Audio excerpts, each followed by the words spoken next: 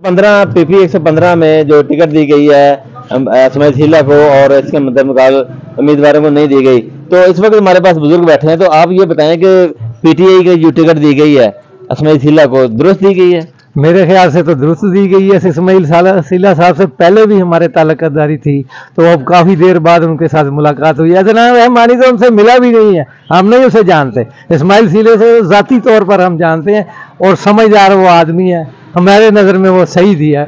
और खान साहब जिसको देंगे तो हम तो खान साहब के साथ, सीलो के दो ही रहमानी को दें। जिसको आप PTI की टिकट के साथ हैं, बिल्कुल, जिनको भी देंगे तो आप उनके साथ हैं। मैं उनके साथ हूँ, चाहे जनाब रहमानी को दे, चाहे शीला साहब को दे, चाहे आपको दे, मैं इमरान खान के साथ हूँ जी। ये देखें जी, ये बूढ़ा जवान है लेकिन जज्बे इनके जवान हैं, लेकिन ये बात कर रहे हैं कि ये इमरान खान जिनको भी टिकट देंगे हम उनके साथ हैं। अल्लाह हाफिज़।